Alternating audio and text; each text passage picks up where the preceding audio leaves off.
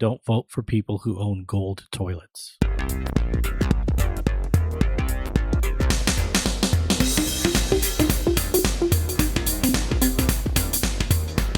Hello, everyone, and welcome. We are IRENCAST, a group of folks leaning into our progressive Christian imagination. I'm Jeff. I'm Bonnie. I'm Casey. And this is Rajeev.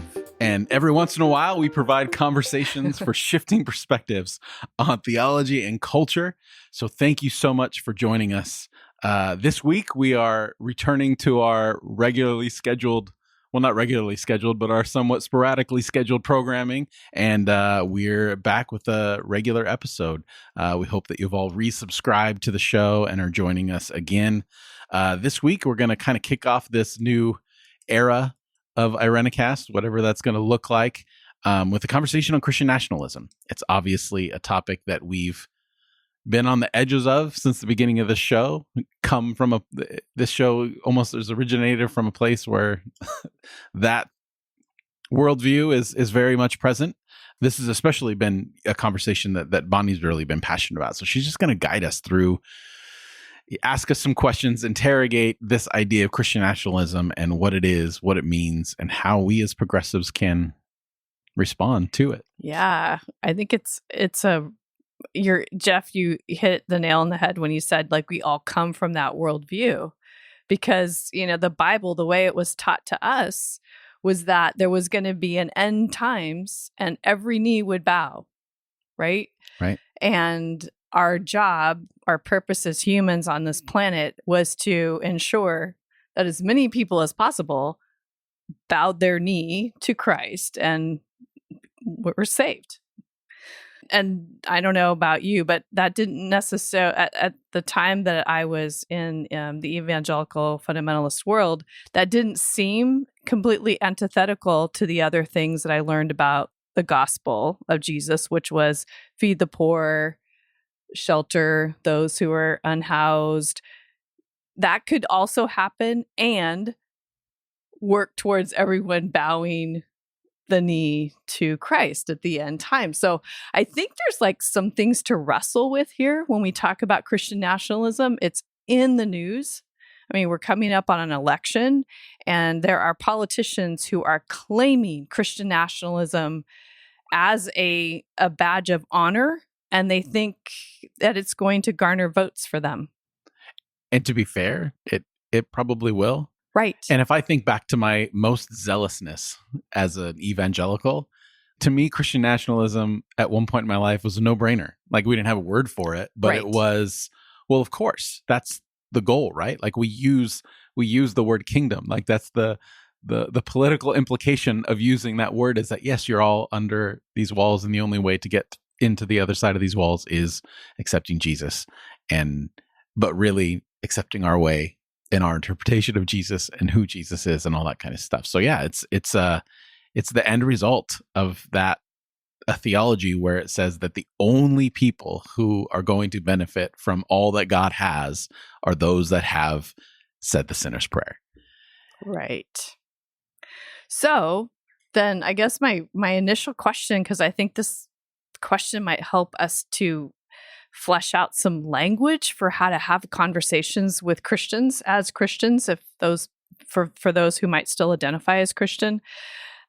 What do we say about the kingdom of heaven on earth if we're not coming at it from a Christian nationalist perspective? What is another perspective for that kind of language that comes from our scripture? Well, Bonnie, you alluded to, or you quoted bits of the Sermon on the Mount, and I don't think Jesus preached that sermon with the intention of using those actions or those mindsets of the first shall be last and the last shall be first as tools for evangelism. I think Jesus' intention was to truly meet people's needs and be present with people, whatever the circumstance. And then, the church, we turned it into mission opportunities.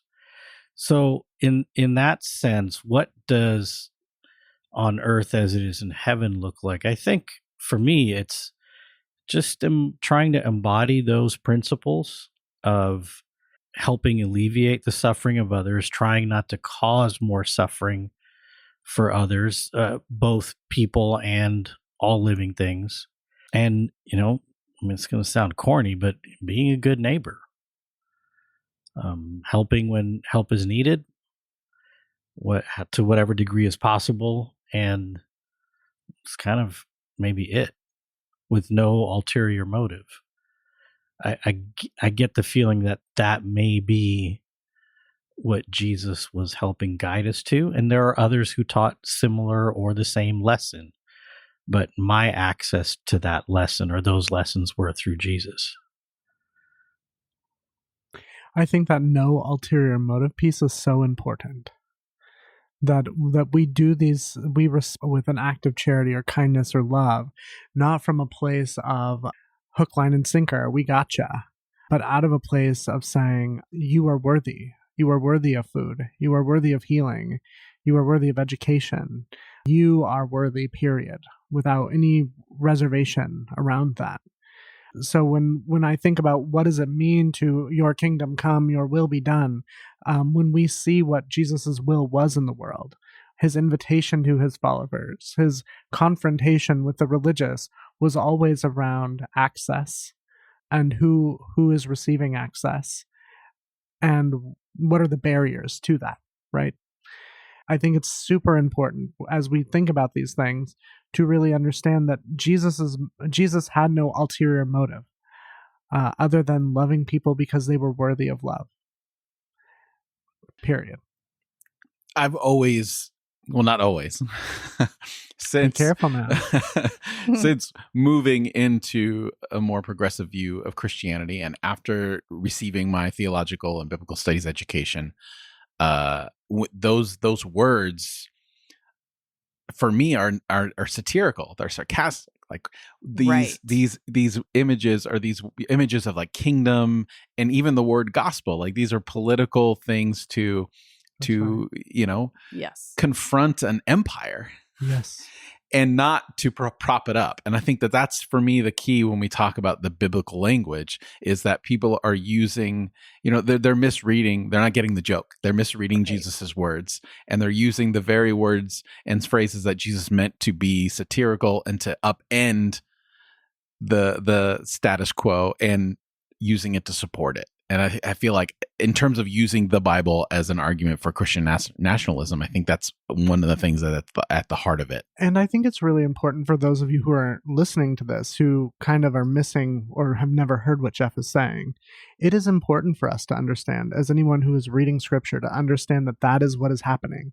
The first hearers, the first readers of these texts are people who are experiencing religious persecution.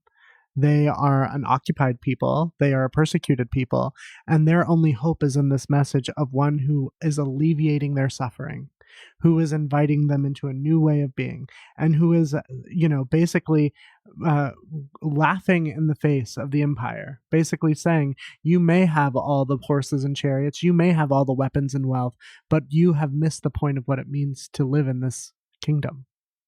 This kingdom. Right. I think the context is so important. And I think that's the part that, that's where the training, when you're in an evangelical fundamentalist world, you don't hear that this is not something to be read like for all time in all contexts and all places. This is actually specific to a particular time in a particular place. And we all know like humor doesn't always translate across time and place. So kingdom, who was the king? Who is the king of this kingdom of heaven on earth, the way that Jesus talks about it? He wasn't going to be king. Like he flat out said, don't make me king. So it's like, love is king, or, spirit is king, or whatever, which just completely inverts the whole structure completely. Yeah. Right. And, the pageantry of the time, which some of the pageantry, by the time the gospel writers, the New Testament writers began to write things down, was part of the folklore. Yeah. and it grew and it was recorded, and we treat it like historical fact, and it's pageantry, a way to tell a story. And I keep coming to the scene where the Romans trot out Jesus and Barabbas to the crowd, and thinking about Christian nationalism. And they're like, who do you want? And they're shouting, Barabbas, Barabbas, kill Jesus. And it's like, well, yeah, we've kind of been here before, haven't we? Aren't we here right now? Yeah. I mean, it's like criminal, just somebody who deserves to be punished by the legal system versus someone, not equating the candidates with those two figures, but the idea of it just seems just startling. Right. I mean, we have historical record, and maybe we could say a word about that, of what happens when our opportunist politicians read this text, kingdom of heaven on earth. I'll be king for this, I'll get these people who believe that that's what they're fighting for and that's what they want to see. I'll put myself in that place of king. And I'm willing to say you don't have to vote ever again after you vote for me this one last time, because I'll handle it all. I will solve it all for you. So Constantine said that as well. That's right. And 300 years. 300 years. Just even the political structure of churches and what you grow up with in terms of evangelicalism. And I don't know if this is necessarily true for Seventh-day Adventism, but I know in Lutheran circles, and then from where I came from in Pentecostal circles, evangelical churches, it is a kingdom. The pastor rules. Totally. And coming in, and then having now many years of experience in more progressive churches, committees rule. And it's the structure really is reflective of that theology. And why wouldn't, again, I think, we talked about this a little bit in our prep for this, but this idea of like these ideas and these structures, they lead somewhere. And if we don't interrogate where our theology, where our language, and where our structures and organizations are going to lead in an honest way, then we're going to end up in a place like this. There are little breadcrumbs for each of us, right, as we were exiting, or moments of clarity in the midst of it all. And one of those, there are two specifically in the summer of like 2004, when I went on a mission trip with evangelicals to India. And before we left, we all met in Dallas, in Texas, basically. And I walked into this big, foyer into the sanctuary, and there's this huge picture of George W. Bush. And there's like this whole write-up about why George Bush is from God. And then there's this image of George Washington on one side of him and Abraham Lincoln on the other, and they're praying for George W. Bush is holding a Bible. And something in my little self thought, this does not feel right. Something about this does not feel right. But whatever, move on. We get to India, and we're serving the Dalit community, and they're saying, well, the police raid these encampments. And it's the only reason why the police raid them is because this is a Hindu nation. If there were these many people with that kind of poverty in America, that would never happen because we are Christians. We all know that is BS, right?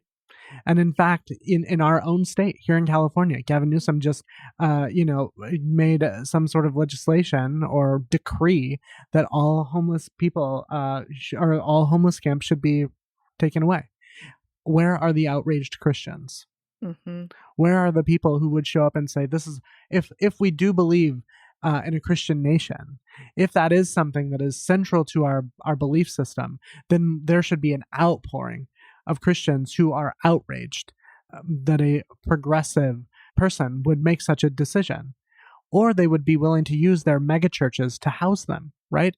I mean, these are the kinds of things, like, even as a young person, I looked at that and thought, there is something not right or true about what is happening here. And I think for any person in this moment, as we think about about the kingdom, we know that empires fall. And what Jesus was offering us was not an empire that could fall at a whim. Jesus was offering us something that is far deeper and more sustainable than the wealth and prosperity and might of humankind.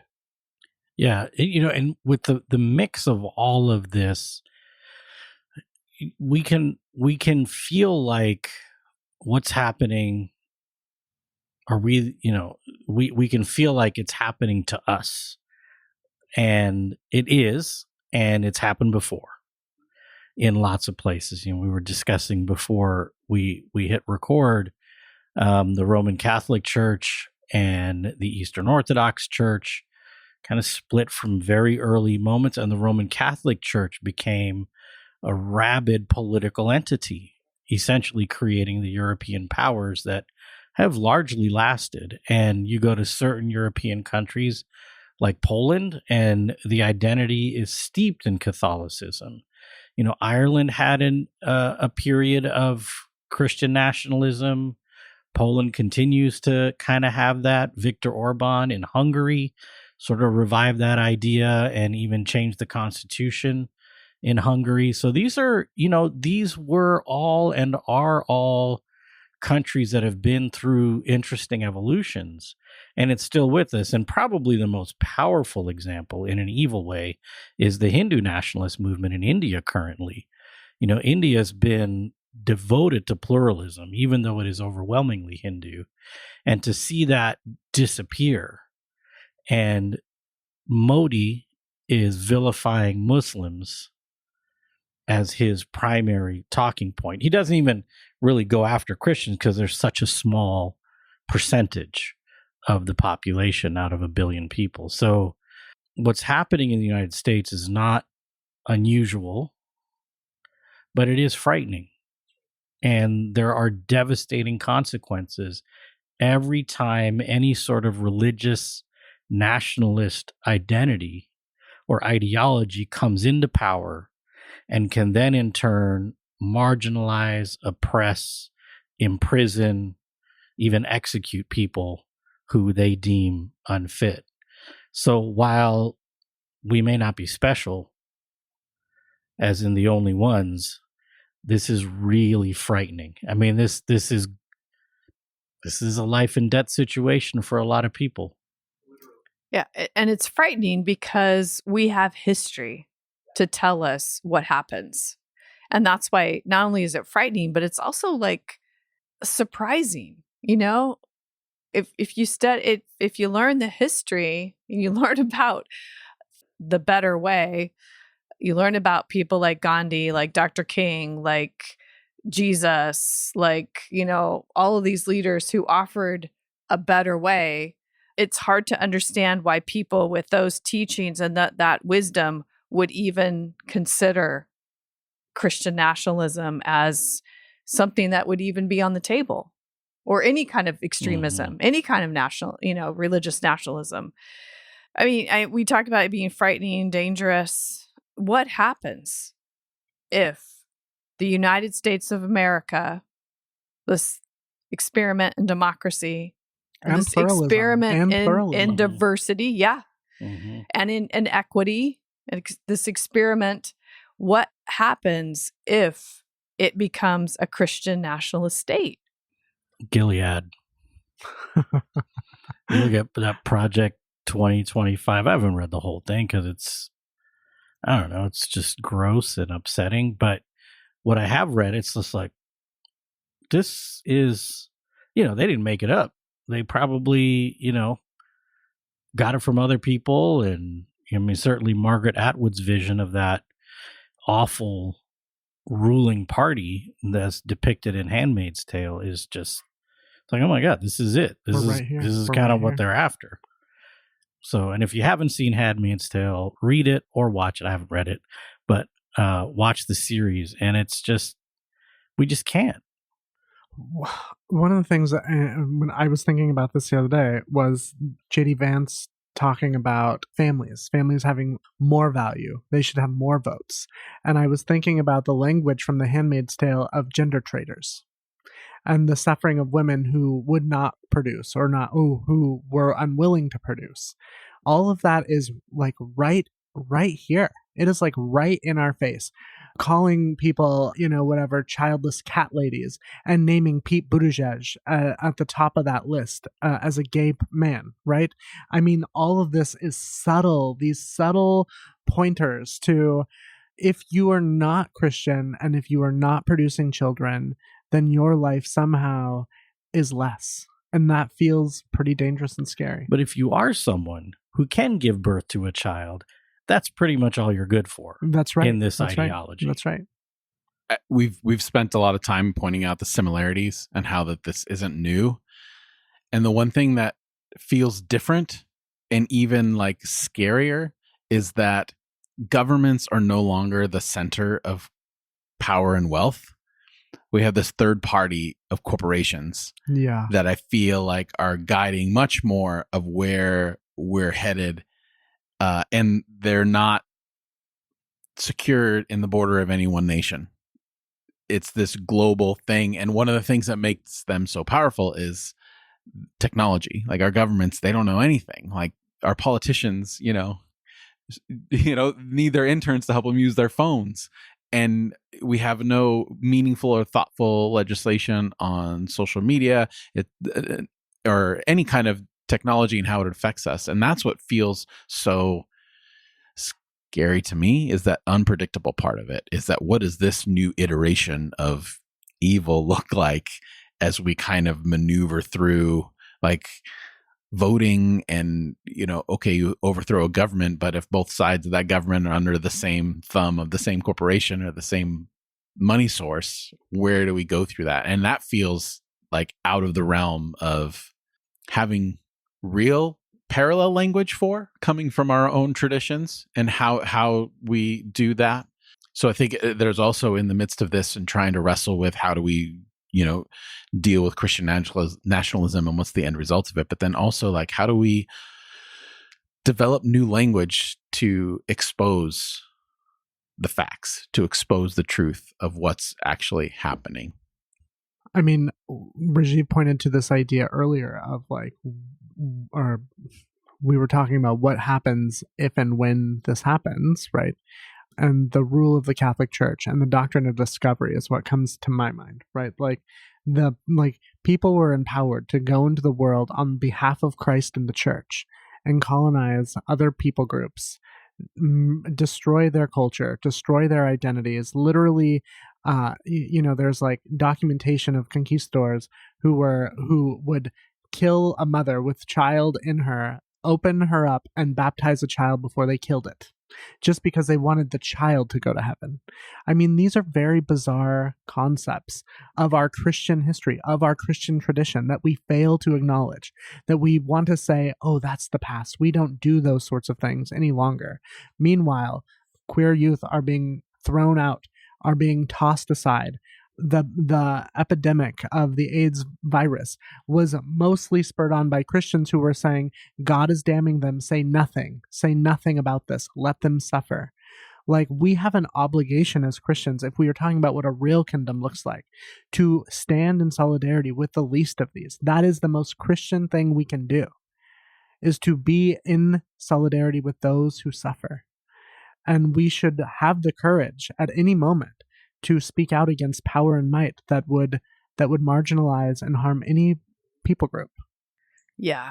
And connecting your points, that the economics of the corporate structure. Yes. In combination with these they're fascist ideologies. Maybe there is something from the past that we can draw forward, right? I was just thinking about that when Casey was talking. Is our corporations the new church? Right. Or the new government. I mean, that it was a government that sent people out with great treasuries to find resources. Right. Which then fueled the Industrial Revolution eventually. And the thing that tied, that it was the church was a third party, right? It was dealing with kings, providing wealth because that's where people were giving. Oh, that's interesting. And it's like so, but it's not under the authority of any like political oversight because it's the church, because God's the head. When you can say God told you to do anything, You can make all kinds of stuff up when, And in our God country- is the head. In our That's country, right. profit is the head, right? Like, Yeah. oh, well, we made profits this year. We That's can right. do whatever we want because That's we're right. providing for you economically. But if you put prophet and king together under under this like religious extremism, then you have this like perfect storm for domination, control, exploitation, and the rich people get richer, the poor people get poorer, and the people who don't fit a very, very narrow vision of what it means to be human get tossed. And this is why we left evangelicalism, Right. because it is exactly what we are saying about corporations, everybody, is the very same thing that for many of us made us flee from our religious traditions, because what we were participating in is a belief system that said your health and your wealth were based upon your faithfulness. And the message that is being promoted to us, the lie, is that if we just believe a little harder, if we just work a little bit harder, every one of us will be blessed. And we know that that is not the facts. It is not true. And it's ironic that your epiphany came, Casey, during a missions trip, which is the primary vehicle for a lot of that happening throughout the world. Yeah. And creating, Christianity or whatever across the globe. And that has been my experience. I don't know how many of you have done like international mission trips, but like all of my experience in global mission, the hope isn't actually about, in my experience, it isn't that they want to be faithful like us.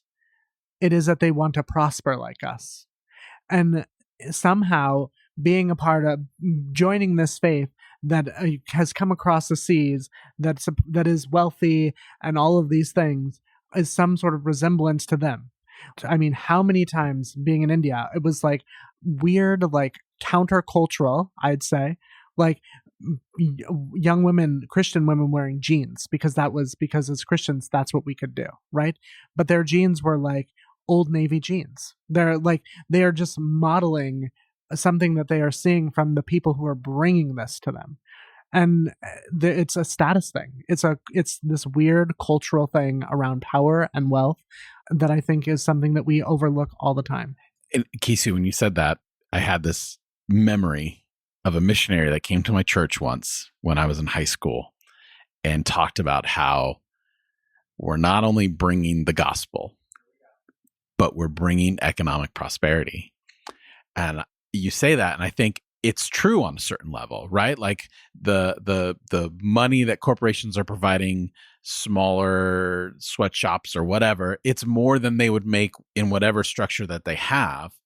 But we're not interrogating enough to say, but that's not enough. Like that's still not addressing the disparity between the people providing that income and all that kind of stuff, and how Christianity has done very similar things within missions organizations. And, I was a part of a denomination whose start was not a church, but a missions organization, and how that developed into that. And I think that that's a really fascinating correlation, a scary one. I have so much to say about this. But before I jump into that, Bonnie was talking about, and Jeff was talking about corporations. Ruby Sales, civil rights icon, she says, we're living in a capitalist technocracy where very few lives matter, least of all Black lives. Yes.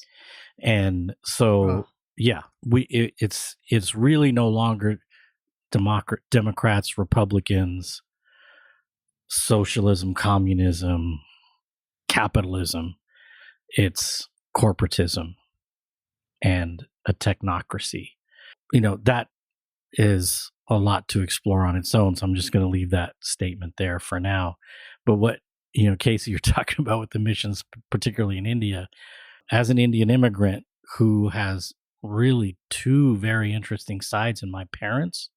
My mom comes from a line of people who are devout. Like they had a lot of South Indians have Jewish roots and ancestry. So my mom's people were following the Mosaic Law, the Levitical Law. It was very much like a Jewish type of life. and they followed it religiously, devoutly. And so Christianity wasn't really part of their thing until these missionaries heard about these people who were kind of Jesus something, and they went to church on Saturday. Seventh-day Adventists were like, ooh, this could be fun. And so, they approached some of my grandparents, great-grandparents at the time. And, half the community was like, yeah, this is really great. We would like to be part of this movement. We still get to keep the Sabbath, because they really idolize the Sabbath. Apologies if anyone hears this and is offended by that, but it's kind of true. And then my dad's side is a little more opportunistic, and both sides from very low caste people. And his family was like, wait a minute, you're going to give us a job? We can work indoors? Our kids can go to school? You'll help us to get to the United States and relocate our families? Where do we get baptized? And, here we are. So, and my mom and dad are an atypical relationship in that Adventist Indian world, where you have people from two different camps of Adventism in India. And yeah, the Adventist church was a huge vehicle for our transition to the United States and for the life that I now have, and which I'm grateful for. I'd much rather be living here than I would there, I think. Yeah, it's kind of a hot mess. It's kind of a hot mess. So economic prosperity for some of the poorest people in the world is kind of good news. Now, the people bringing that have their own kind of baggage and stuff, agendas tied to it, maybe cleanse the agenda and be like, you know what? Yeah, let's bring economic opportunity to people, and we'll use the power of our structure to help people. I can be a fairly easily converted to being an evangelist for the promise of America, not what we presently have, but the promise of America more so than I can be for Christianity. And that's what goes back to that kingdom idea that we were talking about much earlier in the conversation. If it was that they were just coming to bring what they had and offer it freely, beautiful. We want that, right? But there are always strings attached. How many cultures have been devastated? How many people's lands have been annihilated by capitalism for our own consumption? There's a lot to own. I love the joke about they send people into the world, Europeans to find spices, and yet they never use them. I don't get that's the facts, right? They were sent into the world to find spices. They found them, and they still just use salt and pepper. And how can you let go of the agenda when it's intertwined with eternity? Yeah. There's that too. I would say, having heard the elders in my family talk about all this, I don't think any of them were really hoodwinked. And part of that is, in India, missionaries couldn't buy land. They couldn't get land. So, India is for Indians, period. It always has been. It continues to be. They're just muddling it now with Hinduism as the objective. But in Africa, I hear a lot of African Christian thinkers say, when the missionaries came, we had the land and they had the Bible. Now they have the land, and all we have left is the Bible. Yeah, Latin America. So, it's a little bit different for the Indian context in many ways. But poor people aren't dumb. People that can't read and write and speak English aren't dumb. They know how to survive. And so oftentimes it is a bit of, let's show up and get baptized and get a free meal and see where this train goes.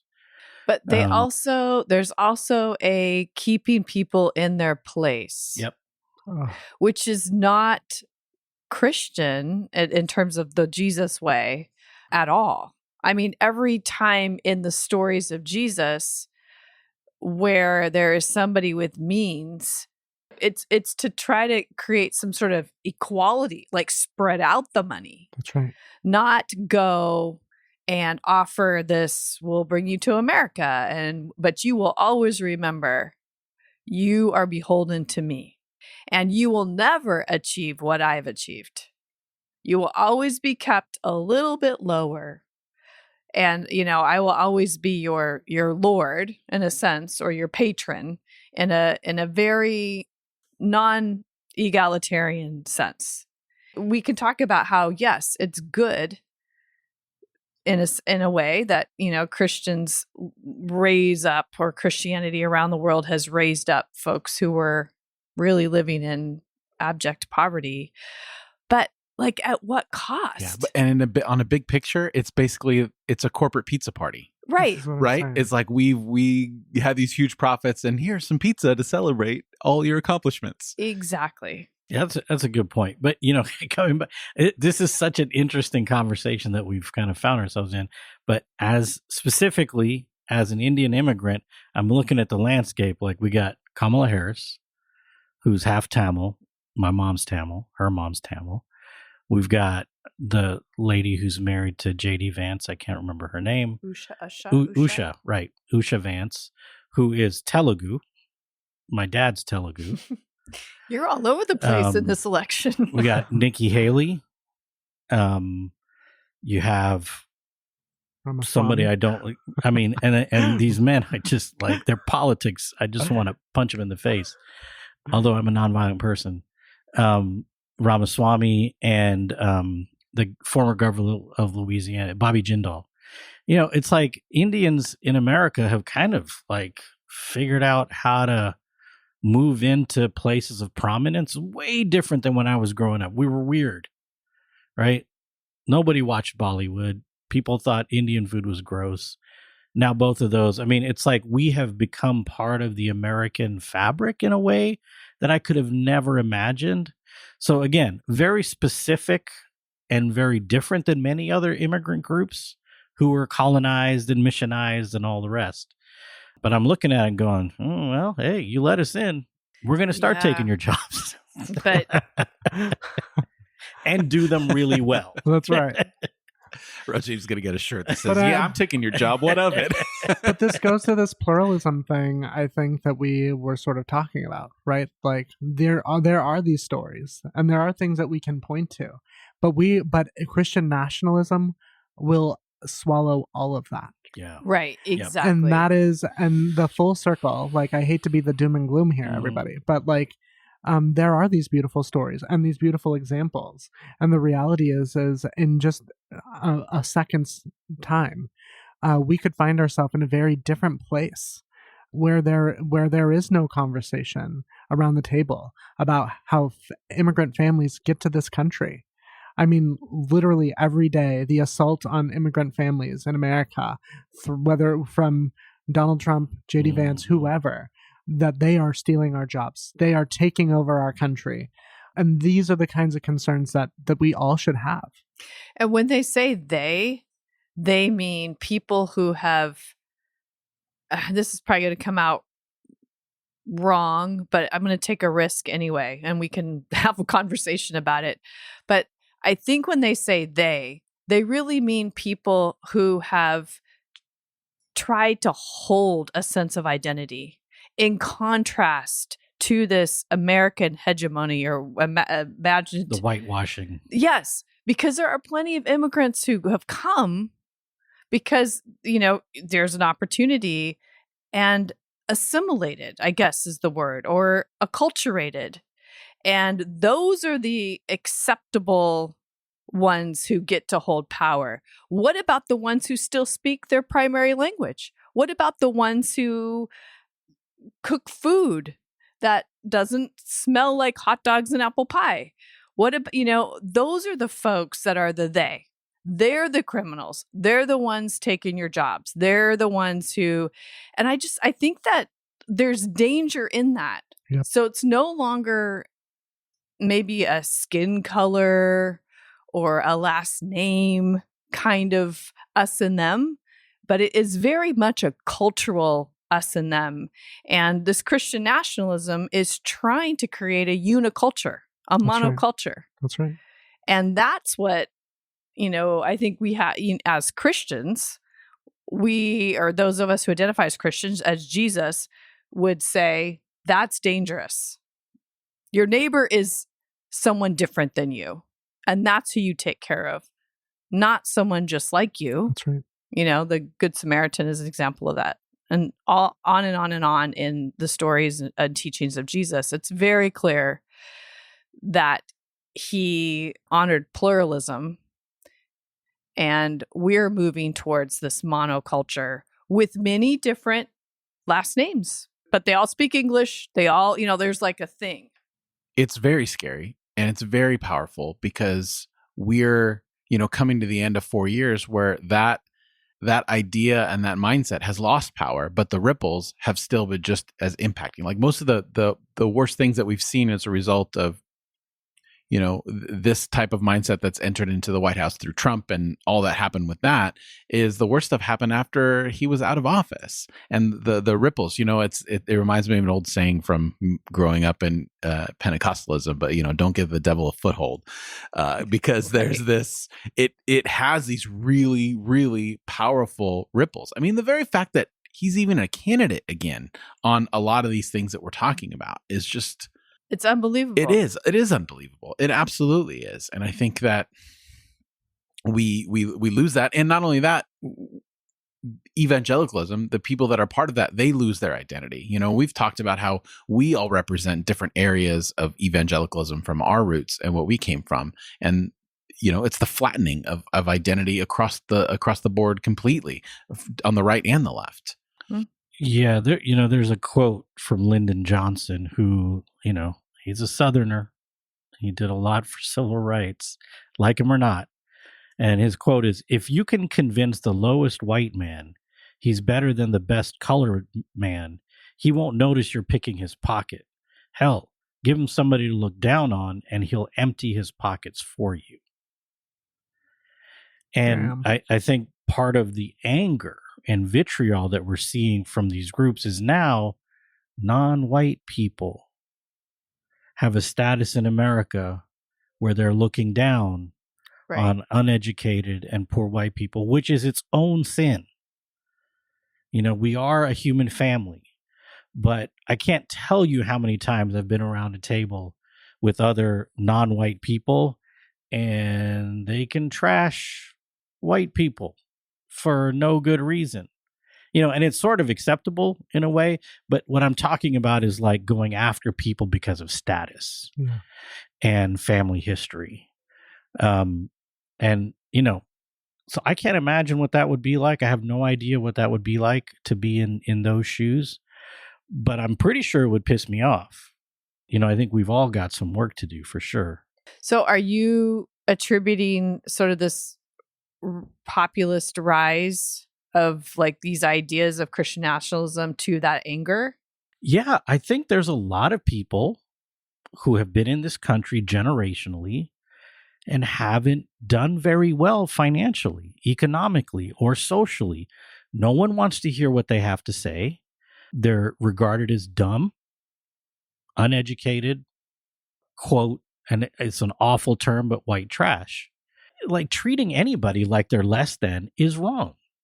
I mean, that's the whole thing with those of us that do anti-racist and we're pro-women, pro-queer. I mean, it's all about treating each other with decency and respect. And yet somehow, even in popular consciousness, this group of people... Deplorables. That was the... Yeah. I mean, this group of people, like if somebody came to my door with a really thick Appalachian accent and like 4 missing teeth, I might be a little suspicious. Totally wrong. I have no reason to base that opinion on that person. But that itself is a racist, prejudicial. It's wrong. Mm-hmm. And we do it and people are mad. I understand they're mad. But who's actually going to help? I think you're right. I mean, I think this is like hard stuff to talk about because folks want a leader for their cause. And when you live in a pluralist society, you have multiple causes and multiple leaders who have to collaborate and work together. And I don't know, like, if we even know how to quite get there. Right. Well, and a lot of our economy and momentum is fueled by negative engagement. It's about engagement, period, not about positive engagement or anything like that. It's about, can I create a reaction and get people to react and respond?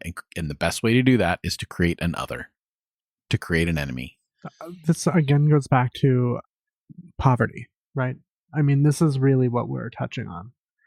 like, what is it, like the 8 wealthiest people in America have more money than like I don't know, like 50% of us. Yeah, something crazy. Like, and the reality is in my mind, when we live in a time when this disparity between the rich and the poor is larger than the French Revolution, there are people who really feel unseen. And we are too big now to all pick up pitchforks and and cause a scene in the way history allowed us to in the past.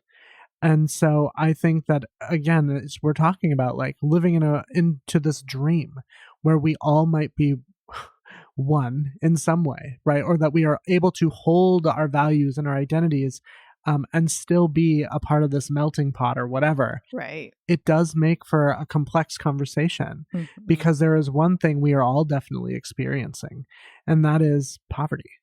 Or there are some of us who are closer to that than others. But those who are not experiencing that don't see anything wrong. And so there is an aspiration, again, full circle, that if I just work harder, if I just am more faithful, et cetera, if I just go to this church that, tells me in their big building that if I just have a little more faith, etc. Like, these are the kinds of things. Like, a lot of people these days go to these big churches because they do like social meet and greets for businesses. Right? Like, oh, you're a member? Oh, you're a welder? Yeah. Great. Let me introduce you to so-and-so, such and such in this church. Like, this is how wealth is being built in America.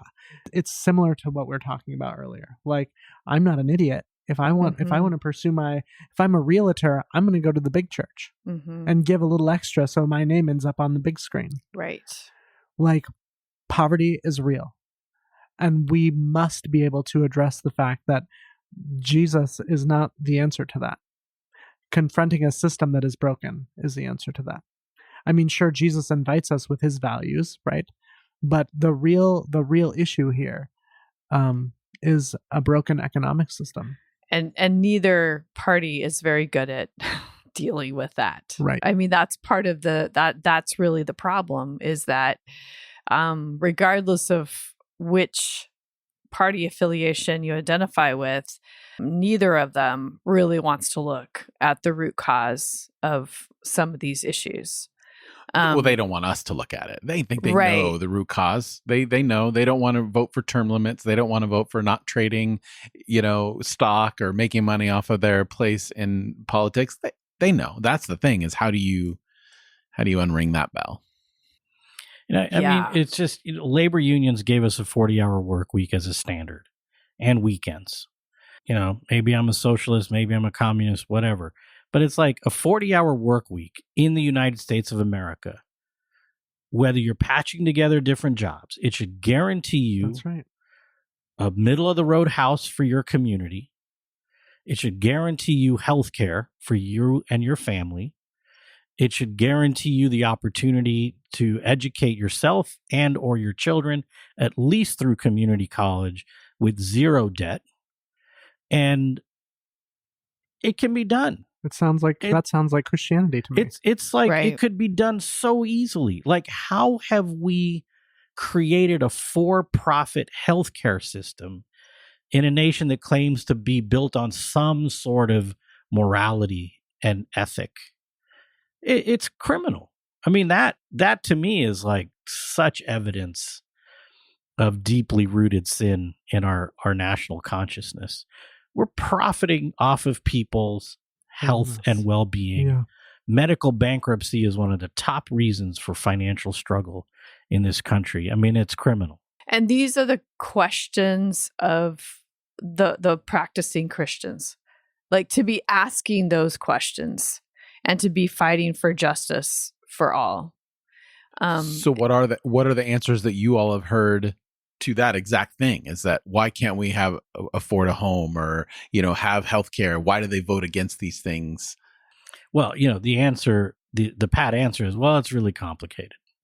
Oh, that's the answer I get is, well, that's the church's responsibility to take care of people. No, that's you're talking about from more conservative folks give that answer? I'm talking about from the Christian Nationalists folks. Oh, the Christian Nationalists, sure. Sure. Yeah, because it's all, smoke and mirrors. Again, both parties are guilty of this. Both parties are guilty of propping up this system.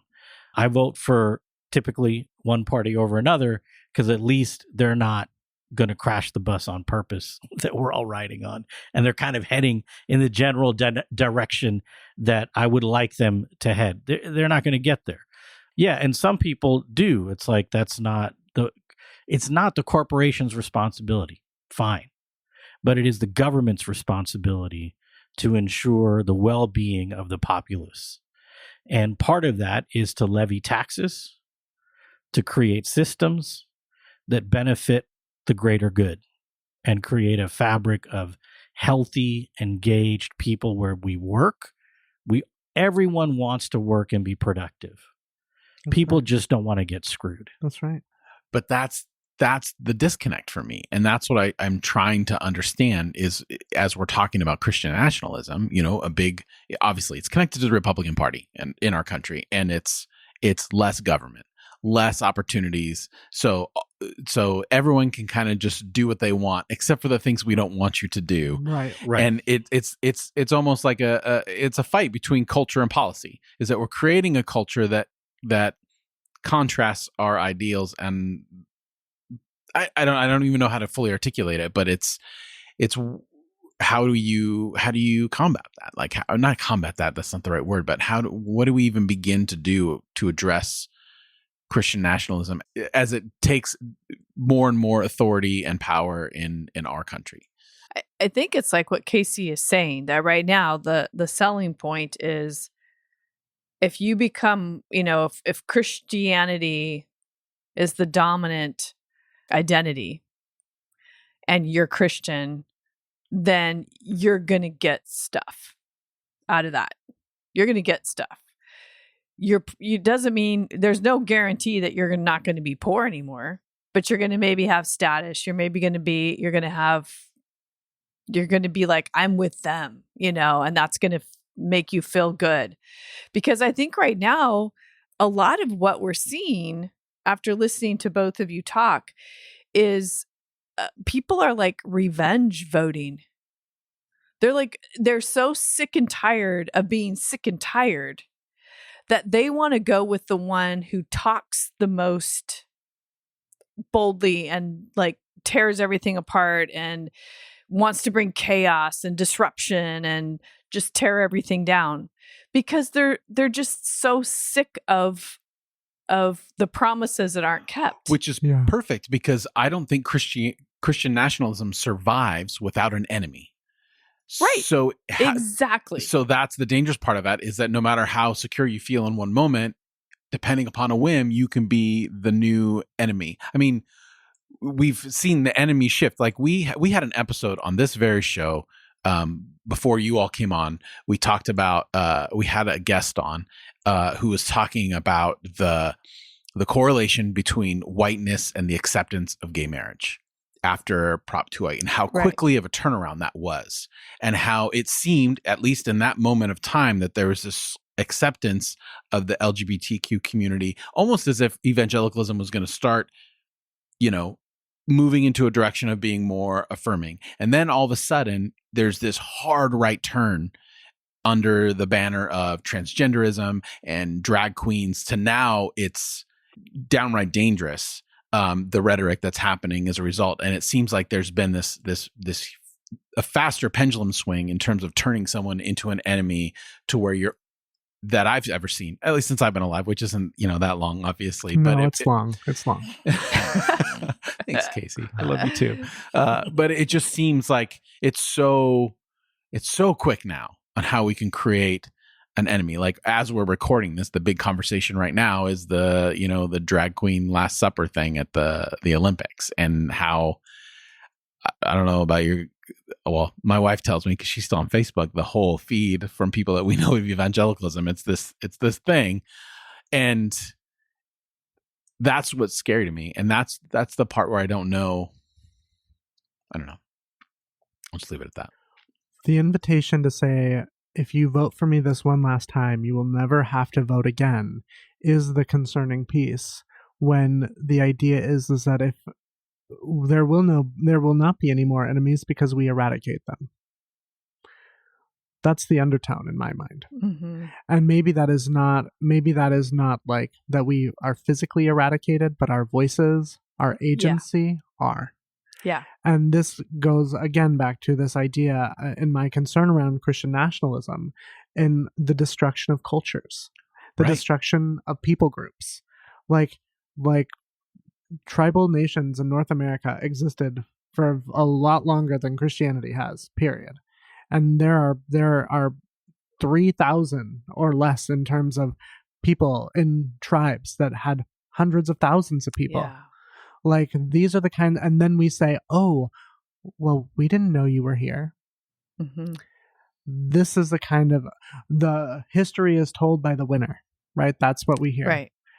And so these are the kinds of things that I really just want to keep pointing to. Like, sure, you can say that flippantly, but the truth is there is intent there. And anybody who really wants to be on the winning side of history means that some of us will be eradicated.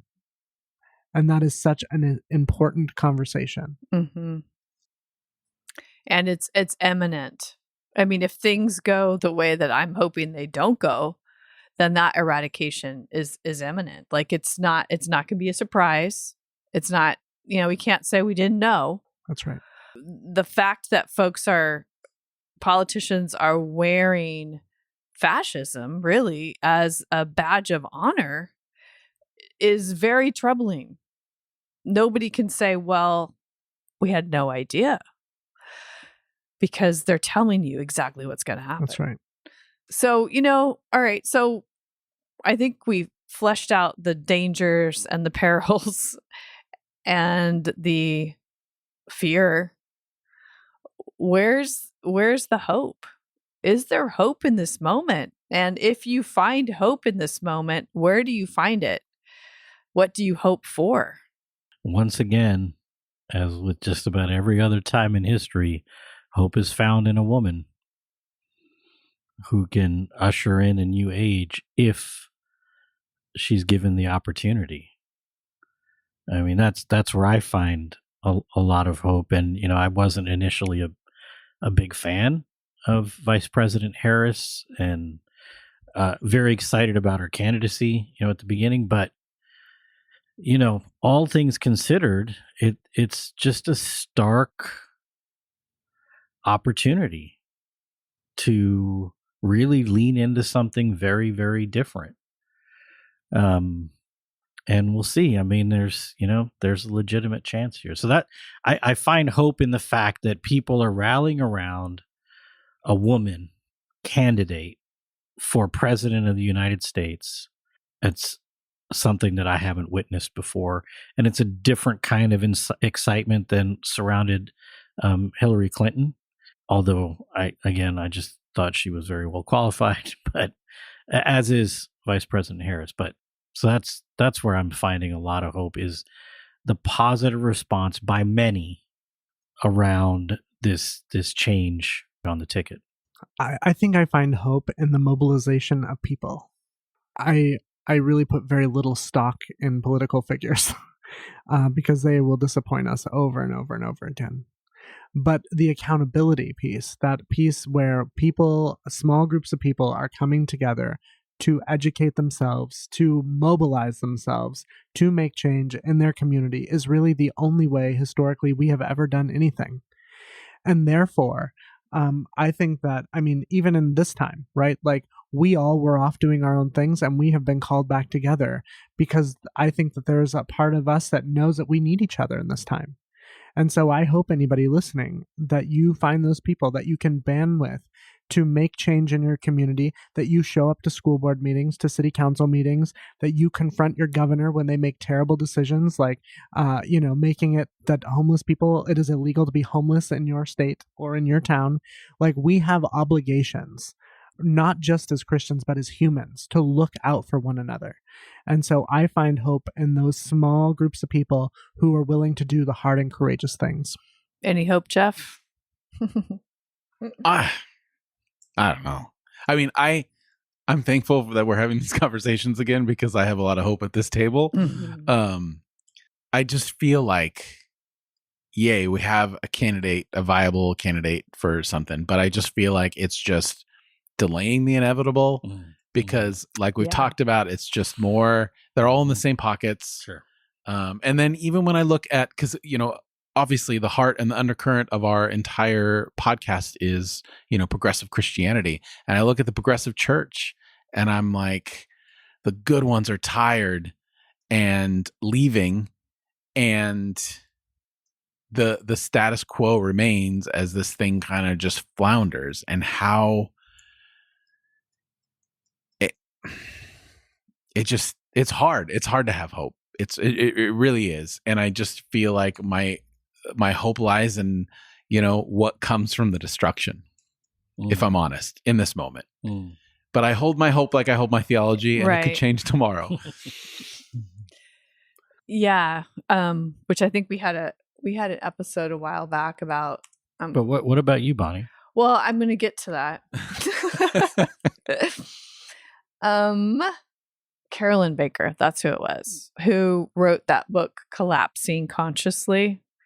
And we had a conversation with her on IRENCAST now in the before times.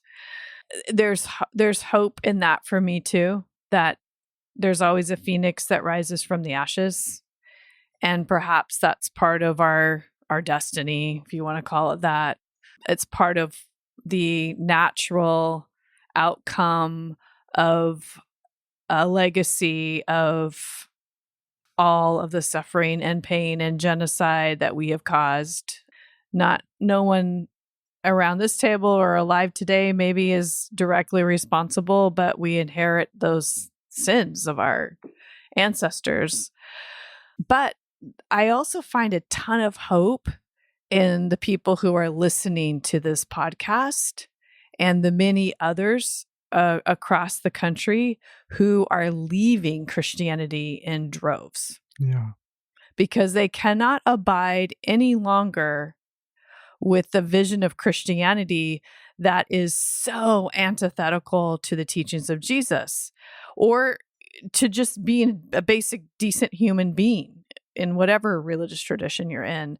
I mean, if there is an uprising among those people, those of you who are ex-something, ex-evangelical, ex-fundamentalist, ex-Christian, I think there is so much hope in that. So much hope, because you cannot make a nation a Christian nation if there's no Christians, if there's like hardly any Christians. So I'm like, yes, leave Christianity, leave it, and don't vote for anybody who says they want to make this country Christian. Yeah. Hope in leaving and destruction. I like it. I get something else that this is maybe Bonnie used the quote of Fannie Lou Hamer's "I'm sick and tired of being sick and tired" as a slogan that may well represent the angst in these folks that are voting for a white nationalist identity. And, Fannie Lou Hamer, well-known Black woman, civil rights leader. And I think that sentiment of hers is well placed. And I should have mentioned that. I'm glad you said that. No, but it's well placed. And I think part of what I'm finding very meaningful is that the further we can move and really pay attention to one another, the struggles we have as human beings are very, very similar, if not the same. That's right. The emotional toll and consequence is real. And we have decided to artificially separate ourselves into different causes when all of us, any of us really want is the opportunity to be safe, to be valued, to be heard, and have community that depends on us, that we can depend on. And when that's at risk, you get sick and tired of being sick and tired. Yeah. And I think, to that point, I think it's complicated because we want to put people in these identity boxes where it doesn't fit so easily anymore. And, my personal work is to figure out, how do I identify with people who are sick and tired? How do I be an ally? to people who are sick and tired of being sick and tired, because that's my calling as a Christian. And many of them are going to vote differently than me. Mm-hmm. But I'm still called. I mean, that's the one thing Jesus does offer at this moment that I think is so helpful. Love your enemies. Pray for those who are not, pray for those who persecute you. Stand with those who are on the margins, who are not doing well, and offer love and support, even if you can't offer agreement. And this is why we love Bonnie. It's true. It's very true. Are there any final thoughts? I don't think so. I think that was it. That's the one to go out on for this episode. Not again, by the way. All right, well, then that'll do it for this time. And we don't really know. We don't have our mechanisms in place for what this is going to look like. We're not going to be, like we said in our kind of welcome back episode, we're not going to be on all the socials right now. We don't have an infrastructure that we used to have. We're just kind of having these conversations. So follow the show on whatever podcasting platform you're listening on, and tell a friend who you know relates to the issues that we talk about. And then, keep checking the show notes, because they're going to change with information on how you can get a hold of us. Right now, probably the email is the best way to do it. Not super great at checking that. In fact, as we record this, I have it on my to-do list to check it after months and months. So if you've emailed the show, please know that it'll eventually be read. And maybe Instagram. I think that's the one I'm on the most, which the most being maybe once or twice a week, because my wife sends me a bunch of reels to look at. So that might be my reconnection there. So yeah, support the show by perpetuating the ideas that we discuss and having conversations of your own. We've heard so many amazing stories of listeners taking our show that we're recording on this, this dining room table, and creating groups and studies from it. And that just blows my mind. So keep doing that. Yeah. Have hard conversations. Yeah. And love your neighbor. Yeah. Right. And don't vote for people who own gold toilets. True. In real life. On Animal Crossing, it's okay. Right. Of course. And there we devolve. Don't we get there one? We go. Don't we all get one in heaven? Oh my yes. Oh if you my go to the gosh. TBN studios, there's golden urinals. I've seen them myself. Oh my God. Yeah, sorry. All right. Sorry. We And can with count on that- you for that. I'm getting dirty. So for this week, I'm Jeff. I'm Bonnie. I'm Casey. And this is Rajeev. Thanks for joining the conversation.